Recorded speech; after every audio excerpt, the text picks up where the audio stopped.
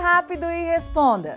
Você sabe exatamente quanto tem em caixa? Quanto está devendo? Quanto recebe por mês ou por semana? E quanto gasta? Para administrar bem o seu negócio, é preciso saber aonde está, de onde vem e para onde vai o seu dinheiro. Para isso, o melhor caminho é fazer um fluxo de caixa. Saiba o passo a passo agora.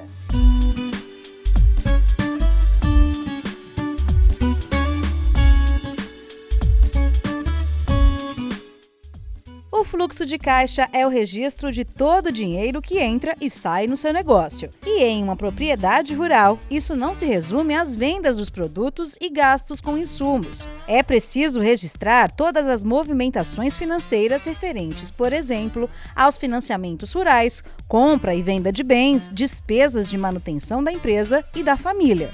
Tudo isso tem impacto nas contas. Ele começa a monitorar todas as entradas e saídas, então as suas receitas e os seus pagamentos. Isso é fundamental para que ele possa planejar toda a estratégia do negócio, para que ele tenha então esse negócio monitorado.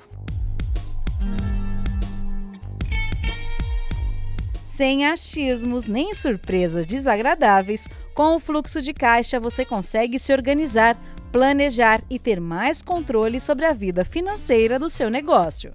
Arnaldo é produtor rural e descobriu os benefícios de ter um fluxo de caixa bem atualizado.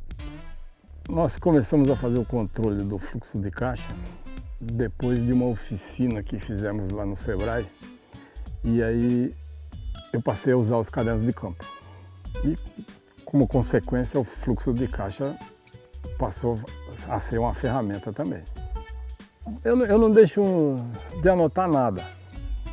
Tudo que eu gasto e tudo que eu recebo, eu anoto.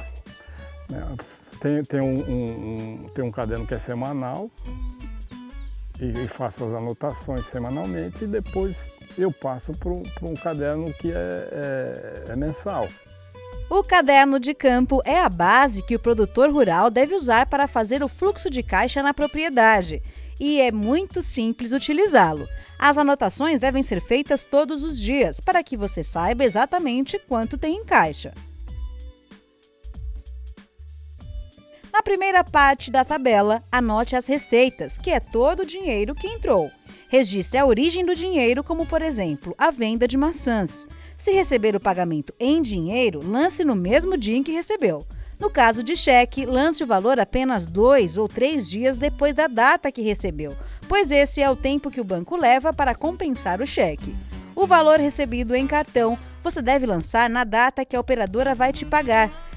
Caso receba um pagamento parcelado, por exemplo, deve lançar cada parcela no dia e mês em que o dinheiro irá entrar de fato na empresa. Por isso é tão importante ter planilhas do mês corrente e dos meses seguintes, para anotar aquilo que você entregou hoje, mas só receberá depois. Todas as despesas devem ser anotadas, desde as menores e que parecem inofensivas até as maiores. Registre tudo. Divida as despesas em 2 grupos, as fixas e as variáveis. O caderno de campo é uma ferramenta muito simples. Nas primeiras páginas, o produtor tem contato com o conceito de custos fixos e custos variáveis. Então, ele pode, se ele tiver alguma dúvida, ali na primeira parte tem os exemplos, então ele pode conferir. Agora, contas de luz, contas de água, são custos fixos. Custos variáveis, ele tem uma colheita de maçã, vai contratar um funcionário extra, então ele tem um custo variável. E lembre-se, todo o dinheiro que você retira para despesas pessoais ou da família deve ser registrado no campo Saídas. O dinheiro da empresa não deve ser confundido com o dinheiro do empresário. Tente ao máximo separar as duas coisas e controle bem as suas retiradas de dinheiro para não comprometer o caixa. O fechamento das contas da propriedade deve ser feito diariamente. Assim, você cria o hábito de lançar os gastos e recebimentos quando eles acontecem e não corre o risco de esquecer alguma coisa no dia seguinte. Você precisa somar as receitas, depois some as despesas. Daí é só subtrair as despesas das receitas. O resultado desta continha é o seu saldo, o balanço do dia. Se o saldo for negativo, coloque entre parênteses, para a localização ficar mais fácil dentro da planilha. Por exemplo, você vai começar o fluxo de caixa agora e tem R$ 800 em caixa, em dinheiro ou em depósito no banco. Este é o seu saldo inicial. Pela manhã você recebe R$ 200 pela venda de maçãs, por exemplo. O seu saldo agora é de R$ 1.000. À tarde, você tem um gasto de R$ 700 com compra de sementes. Então, ao final do dia, o seu saldo é de R$ 300. É com esse valor de saldo que você vai começar o dia seguinte. Ao final de cada semana, faça também o saldo semanal. Assim, o controle da movimentação financeira fica mais claro.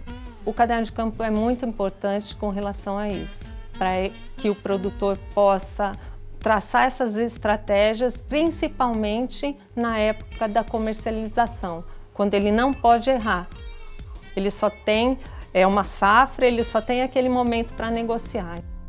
Seu Arnaldo criou o hábito de lançar os valores diariamente e assim conseguiu planejar melhor o negócio e crescer. O Arnaldo evoluiu muito na gestão da propriedade dele. Ele tem sido um produtor muito dedicado nas anotações. Ele realmente mudou o comportamento e mostrou que é possível sim fazer todas as anotações. A partir desse momento, ele pôde observar qual é o custo de produção da maçã e com isso ele pôde negociar melhor o seu produto e negociar prazos, saber até quando ele poderia negociar para baixo o preço da maçã ou quanto que ele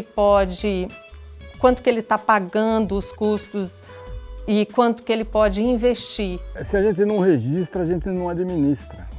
Então é fundamental o registro. E o fato da gente registrar é que nos permite fazer algumas projeções, né? E que aí a gente consegue planejar.